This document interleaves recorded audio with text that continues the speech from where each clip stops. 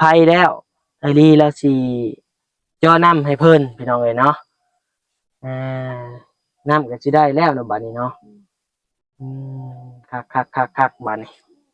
บ่ยังจังน้อยพอดีเอาเดี๋ยวนี้โอ้เฮ็ดออกคักเนาะอืมอยากไปน้ำอยู่บัดนี้ก็ได้อย่าลงบึดก็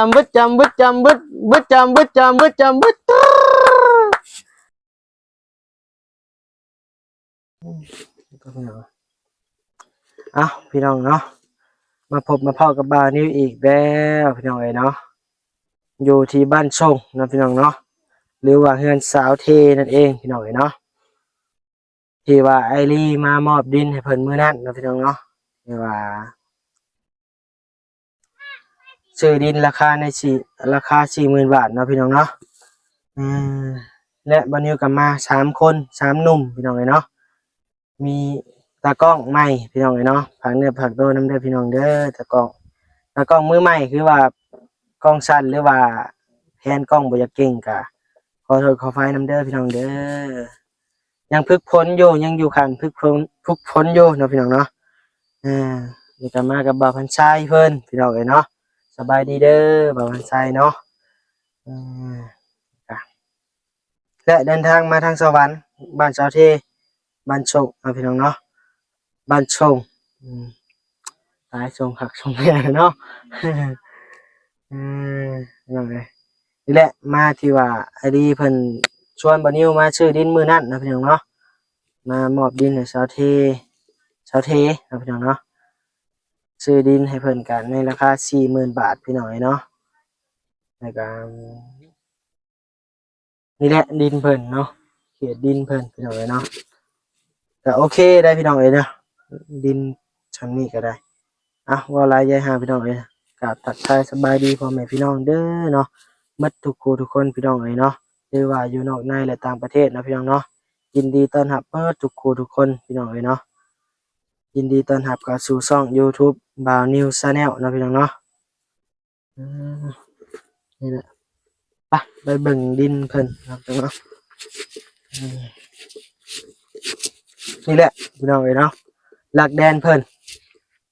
มื้อที่ชื่อบ่าวนิวก็ว่าสิมาอยู่แต่ก็ว่าบ่ได้มาพี่น้องเนาะค่าเวียกค่างานอันนี้ก็ชวนบ่าวนิวมาอยู่มื้อน่ะพี่น้องเนาะอืมนี่แหละทางเบื้องนี่ก็สุดพุ่นพี่น้องเนาะอืคักพวงคักพวงคักเนาะเออแม่โต้เพิ่นมาเลี้ยงงัวพี่น้องเนาะอืมเพิ่นมาเลี้ยงงัวเลี้ยงควายเพิ่นพี่น้องเนาะพี่น้องก็อาจจะฮู้แหละเนาะว่าดินตอนนี้กว้างเท่าใดยาวเท่าใดเนาะพี่น้องเนาะเพราะว่า FC บ่าวนิวก็คือกับ FC อดีเลยเนาะพี่น้องเนาะ FC เดียวกันเนาะก็พี่น้องก็อาจจะฮู้แหละเพราะว่าช่องอดีก็ถือว่าช่องใหญ่เนาะพี่น้องเนาะอืมถือว่าเดี๋ยวครับไปเว้าอยู่พุ่นก็ได้เนาะพี่น้องเนาะวันนี้ขี่รถจักรมาพี่น้องเนาะมื้อนี้ขี่รถจักรคลิกอีห้างมื้อนี้ก็ได้ฮอดเชยพี่น้องเนาะบ่ได้ธรรมดาใดเนาะเออพูดแหละเพิ่นก็เปิดคลิกบัดนี้ก็ซื้อมาถ่ายคลิปนะพี่น้องเนาะไปเบิ่งรถนำก็ได้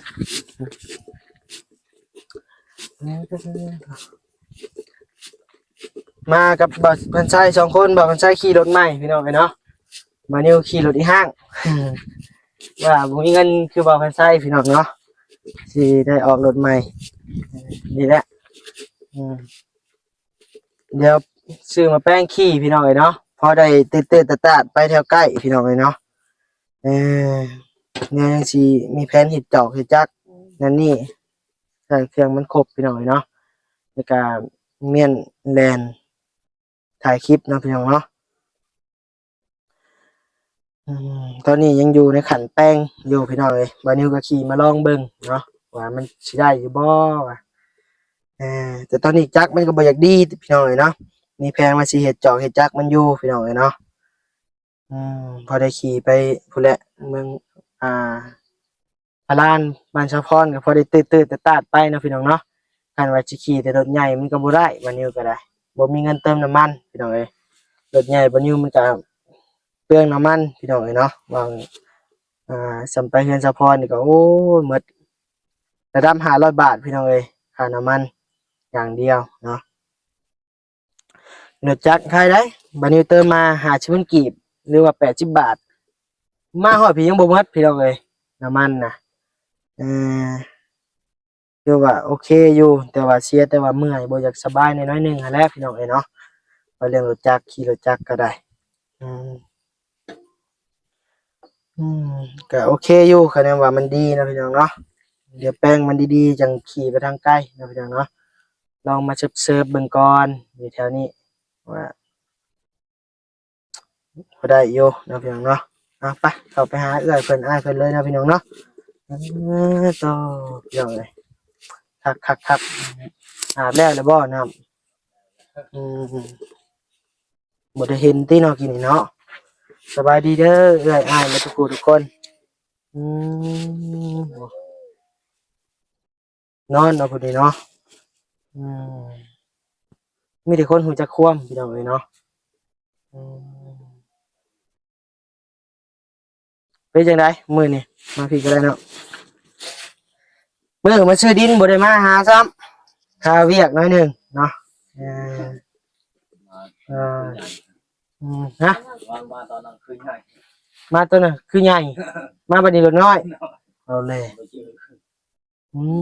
ใหญ่ซะบ่ตัดผมพี่จักเนาะพี่น้องเอ้ย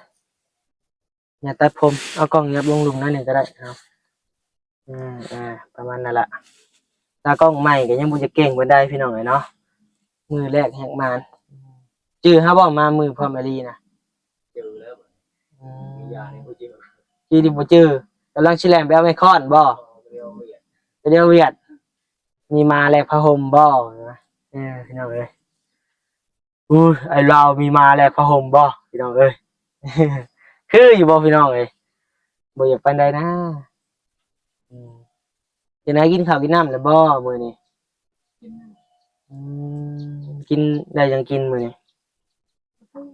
ได้ปลาทูอืมเป็นจังได๋มื้อซื้อดินดีใจบ่อืมจนนอนบ่หลับพู้นแหล้วดิอืมอืมพี่น้องเอ้ยนอนอยู่นี่เลยเนาะบัดนี้สบายจิตสบายใจกว่าเก่าพี่น้องเอ้ยเนาะอืมต่อไผลงมาแล้วบ่ต่อเองตรงเช้านี่สร้างก็มีไข่อืมคะแนนบ่นิวมาทันกับบ่นิวก็ต่อให้แล้วก็แล้วพี่น้องเอ้ยเนาะบ่นิวมาบ่ทันซับวางแผนกับไอ้นี่อยู่มื้อคืนอยู่ว่าว่างเลยสิเข้ามาว่ามาต่อพื้นต่อไฟให้เดี๋ยวบ่นิว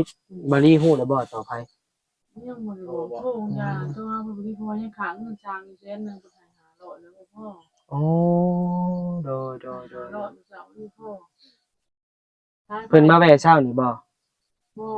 เอาให้แต่หัวใจอืดินมหาชีวิตหาเม็ดนั้นอยู่พอท้ายไปเอาเพิ่นอีกเม็ดนึงอีก6เม็ดโดยว่าวังอันวางแผนไว้ว่าสิมาต่อให้เพิ่นว่าพี่น้องเอ้ยเนาะ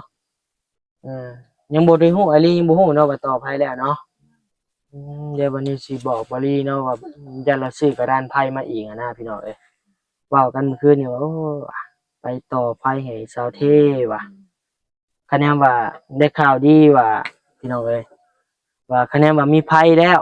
ไอ้ลีแล้วสิจ่อนำให้เพิ่นพี่น้องเอ้ยเนาะอ่านำก็สิได้แล้วเนาะบัดนี้เนาะอืมคักบัดนี้อืมสายไฟอย่างน้อยโพดคะแนนว่าใช้ได้ดำเนาะ อืมอยากน้อยแห้งยันเปื่อยมันช็อตพี่น้องเลยเนาะทางบ่ว่าสิสร้างนี่พี่น้องเลยเนาะเพิ่นต่อก็บ่อยากปานใดเด้ เขารู้ว่าได้ดอก อืมก็สิแพงมันเช้าดอกเพิ่นก็เสี่ยงขึ้นอืยังมขาดอยู่แสนนึงโดยโดยอืมเพิ่นเอาเท่าใดขามือเพิ่นเฮาให้500แล้วมีค่าอีกแสนนึง500ข้างชั้นหนึ่งกระดานนี่จะซื้อเองบ่ลูกมันคนเลยอืมโดยประมาณ500ก็เงินกีบเฮาก็300,000ปลายพี่น้องเอ้ยเนาะ300,000ปลาย400,000ปลายเพราะว่า รวมๆก็ประมาณ500สิประมาณ700เนาะเพิ่นเอาเนาะ700ปลายเนาะอืมประมาณ700ปลายเราเงินกี่ก็400,000ปลายพี่น้องเอ้ยเนาะจังได๋เอ้อยดินนี่ประมาณจักแมตรเพิ่นซื้อให้อ่า ลุงย่าข้าวข้าวเป็ด โอ้ยาวไปนี่28กว้างเด้ซะ ข้าว อืมราคา40,000 บาทเนาะโอ้คักๆพี่น้องเอ้ยเนาะโอเคเลยมีโฮมไม้ทั้งหน้าบ้านอีกพี่น้องเอ้ยมีแต่ปรับดินนี่แหละเนาะมันเพียงเอ้ยเนาะไล่จูดแล้วบาดนี้ดินตัวเองเลยเด้บาดนี้ไล่จูดเฮ็ดเพียงแล้วบาดนี้อ่าบัดได้เงินได้หยังก็โอ้ทั้งหน้าบ้านนี่เฮ็ดสวนผักนี่โอ้ย ปลูกพริกต้มเพื่อน จังสีเลยเสียของบัดนี่มีลอกข้างในเนาะอืมกับแปลนหมักพริกหมักเขือผักหอมรวมได้บ่อืมผักหอมรวมถือว่าผักเสริมเนาะเนาะอืมคักอืมโอเคน้ำกับมือได้อ้ายเพิ่นบอกแล้วบ่มือมาเจาะดอกเอาน้ำ เนี่ยมาบอกว่าโทรหาคนติดแต่คนรวยครับ อืมเด้ออ้ายเพิ่นก็ค่าเวียกค่าการมื้อนี้ก็ได้คือว่าได้ข่าวว่าเราพาลูกเราไปเล่นบ่เนาะพี่น้องเนาะอืมมื้อพักมื้อผ่อนบ่อ้าวมื้อแลงได้หยังกินมื้อแลงยังไม่มีวันที่ห้ามันไปเรื่องทำทุกอย่าง ว่ามันว่าจนจบเนี่ยลืมเอาไม้ให้ลาวพี่น้องนะขี้ลืมแฮงอีหลีเด้อพี่น้องเอ้ยบัดนี้ก็ได้เนาะอืมโอ้ยหาเฮ็ดบ่ไปเลยบ่ยังจักหน่อยพอดีเอาๆเดี๋ยวนี้โอ้เฮ็ดออกคักเนาะอืมอยากไปนำอยู่บัดนี้ก็ได้อย่าลง อืมผู้น้อยก็นอนพี่น้องเอ้ยหลับได้สบายดีกล้องเลยบ่ ประมาณนี้เนาะ สบายดี ส เด้อ วัสดี โอ้พี่น้องเอ้ยเนาะวันนี้หยอกเราซื่อๆวันนี้เฮ็ดแล้วสบายดีอยากให้เราเว้าพี่น้องเอ้ยเนาะเราเว้าเป็นพุ่นมาหยับออกมาพี่ ตาตัวเนี้ย ร้องเพลงเป็นบ่ร้องเพลง ว่าเป็นให้จะเปิดเพลงให้เป็น โอ้เปิดเพลงเต้นเลยเป็น โดย อืมเปิดเพลงเต้นเลยเป็นพี่น้องเอ้ยเนาะตบมือเต้นได้บ่ปึ๊บได้บ่ ได้ ได้บ่ ได้ เอาบังดูช็อตหนึ่งลุกเฮ็ดบึดจำเต้นดีๆดีกว่าอันนี้จักอีหยังบึบอยู่เออ เต้นงามๆคืออีหลาเต้ เต้ น นงามๆที่เดี๋ยวจะเต้นมึงดู เต้นงามคืออีหลาเต้น เอาไหม1 2 3เต้นวันนี้วัน เอาไหม เต้นนะ ซื้อขนมกินไว้เต็มเลย อืม จะกินนมวันนี้ไว้ บ่อยากกินขนมบ่ อยากกินเนี่ย พี่น้องเอ้ยง่ายแล้วพี่น้องเอ้ยเนาะบาทเดียวง่ายซับพี่น้องเอ้ยเออได้ผู้นี้เด้ซะ โดยเป็น บ่เป็นผู้นั้นได้แต่ยิ้มผู้นะว่าบ่เป็นเลยบ่ จะบอลอนมาได้ อืมโอเคแล้วเนาะดินก็ได้เป็นของตัวเองแล้วบาทนี้ไฟก็ได้แล้วบาทนี้โอเคบ่มีไฟไล่ไฟหนี้เลยเนาะบาทนี้บ่ได้ไล่บ่ได้หนี้ตูบกันนอนนี่หมดบ่มื้อแลงอันแต่ละมื้อมันบ่พระบ่ฝนตกก็ได้ พระโอ้คงขังเนาะ อืม ฝนตกอะไรก็แล่น บ่ได้นอนแล้วเนาะฝนตกบ่ได้ก็นี่แหละย่านคนน้อยแหล้วพี่น้องเอ้ยเนาะเบิ่งคนน้อยเบิ่งดูค่ะบ่เป็นหยังบ่ต้องเอาหลายอืมอ่าโอเคแล้วได้ซำนี้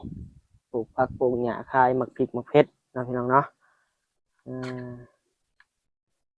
หรือว่าเลี้ยงปลาก็ได้เลี้ยงปลาดุกบ่นั่นนี่คะแนนว่ามีงบมีเงินหั้นนะ เฮ็ดเป็นคลองใส่ไก่ฮู้บ่อ้าย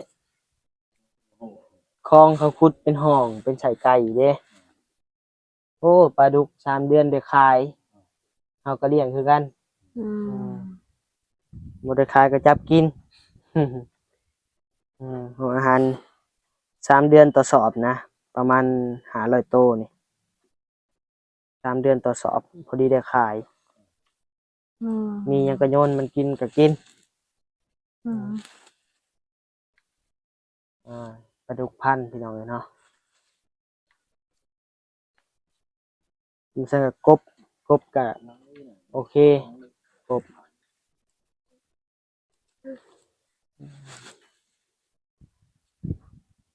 คักพี่น้องสมมุติว่าเจาะน้ำสิเจาะเบื้องใดนี่น่ะ เจาะไอ้เทิงนี้ เจาะบ่นี่บ่ โดย อืม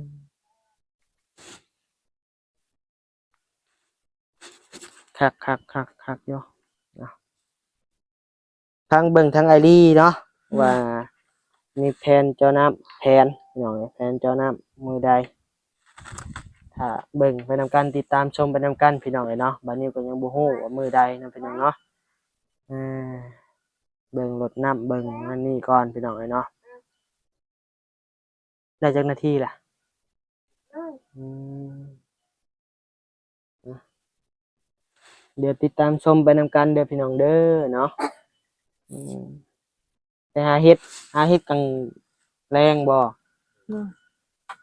มันสิได้อีบ่เขาเอาก่อนพี่จักหรือว่าช่วงมันออกบ่ซั่น ว่ามันเฮ็ดกระแปะเฮ็ดไข่เฮ็ดคอเฮ็ดกอ อื นี่ ม มันไข่ขึ้นตลอด โดย บ่ได้กิน โดยกินข้าวกับหยังเจ้า เขาก็พูด ปลาทูเจ้าเด้เต้นให้เบิ่งมึงดูอีกจักบาทไปไว้ คนมันอยู่ไอ้ ลูกไว้บาทหนึงไว้ บ้านเราไว้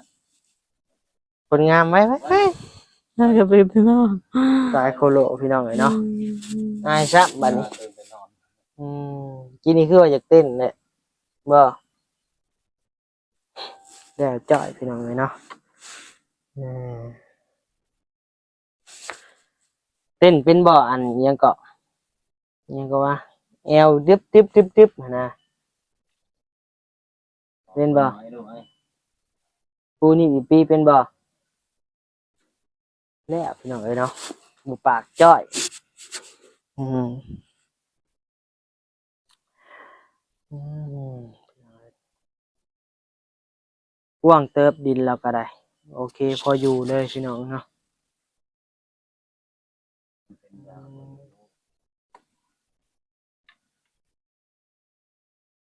อันนั้นตู้เพิ่นบ่นะ โดย เจ้าบ่ไปนอนเดี๋ยวนี้กะ ยานอนเรียนยายเขานอนอยู่นี่ ผ้าห่มไผซั่นน่ะ เอาไว้เอาเครื่องไว้ไม่มีวันไว้ โดย เครื่องไว้ให้ เขานี่ก็ไว้พุ่นบ่ โดย เขาบ่ในสอบนะ โดย อืม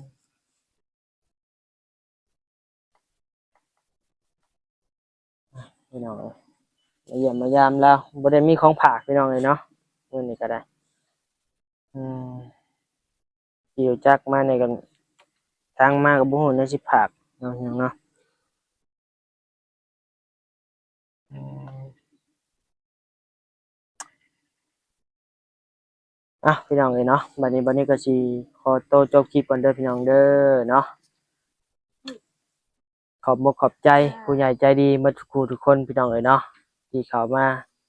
เบิ่งคลิปบัดนี้จนจบเด้อพี่น้องเด้อแล้วก็บ่ข้ามโฆษณาเนาะบัดนี้ก็ขอบอกขอบใจเด้อพี่น้องเด้อบัดนี้ก็มีแต่สำบายดีและสวัสดีเด้อ สวัสดี โอ้ยบ๊ายบายค่ะเลย